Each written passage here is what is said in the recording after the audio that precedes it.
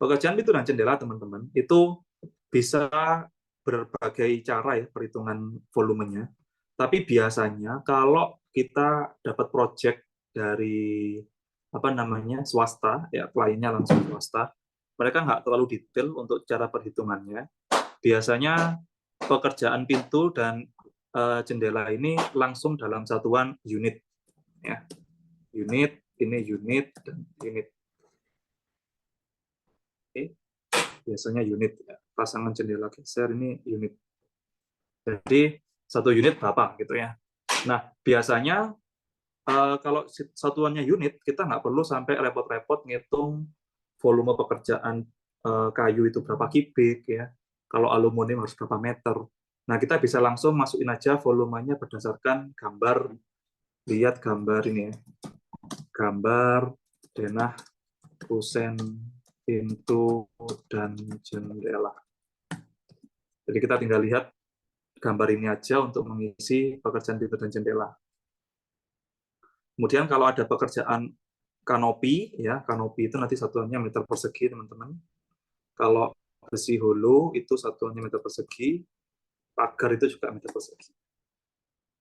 Nah, kalau satuan seperti ini ya, kayak pasang pintu P1 depan kayu, ya, berarti kita harus lihat di gambar denah.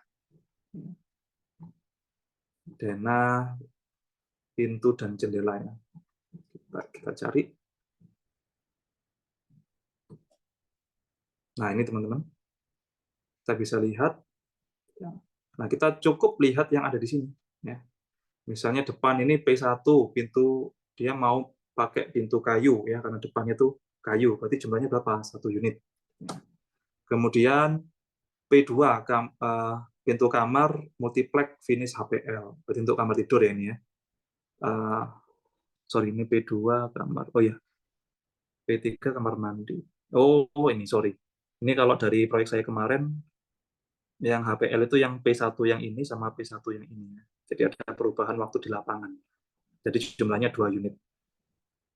Ini 2 unit.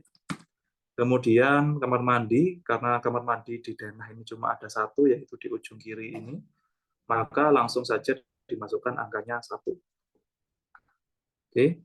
Kemudian pekerjaan pintu kaca folding, kolam renang aluminium, nah ini yang besar tadi ya.